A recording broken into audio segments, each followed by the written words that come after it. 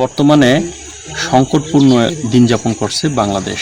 সেটার ভিতরে হচ্ছে ডিজেল পাওয়া যাচ্ছে না, অকটেন পাওয়া যাচ্ছে না এবং গ্যাসেও সংকট। যেরকম মোটরসাইকেলের সারি থেকে মাইলকে মাইল এবং ডিজেলের জন্য যুদ্ধ করতে হয়, বিশেষ করে সিন্ডিকেট তো আছেই। এখন এই পরিস্থিতি মোকাবেলা করার জন্য বাংলাদেশ কতটুকু প্রস্তুত সেটা পরিস্থিতি হিসাবে সরকার দেখব এবং সরকারের কাছে আকুল আবেদন এই যে বর্তমানে যে তেলের যে সংকটটা সেটা অতি তাড়াতাড়ি নিরাময় করাটাই আমরা মনে করি উত্তম। এআইটিভি অনলাইন সবসময় সচক্ষু চোখে দেখে বাস্তবতাকে।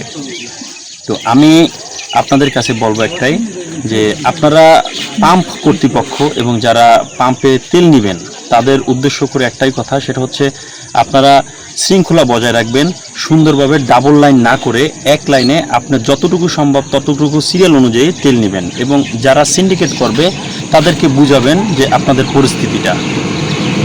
আপনারা সংঘবদ্ধভাবে কারোর উপরে কোনো প্রেশার ক্রিয়েট করবেন না। যেরকম যে তেল নিতে যাবে হয়তোবা তার এই তেলটা খুব প্রয়োজন, কিন্তু সেই ক্ষেত্রে আপনি তাকে ইমোশনাল অ্যাটাক করবেন না।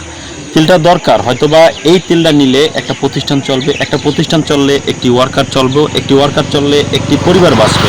সেই পরিবারটা যদি বাঁচতে হয়, সেই পরিবারটার দিকে যদি তাকাতে হয়, তাহলে আপনি আপনার সাধ্য অনুযায়ী দুইটার জায়গায় একটা দিবেন, একটার জায়গায় একটাই দিবেন। কিন্তু কোনো প্রকারে কোনো হ্যারাসমেন্ট কাউকে করাটা উচিত হবে বলে মনে করি না আমি। যার যে নিয়মে যেরকম সিস্টেমে যতটুকু পরিমাণে তেল আসে সেই তেল থেকে সবাইকে দেওয়ার চেষ্টা করবেন, কোনো প্রকারে যাতে এটা হিতে বিপরীত না হয়।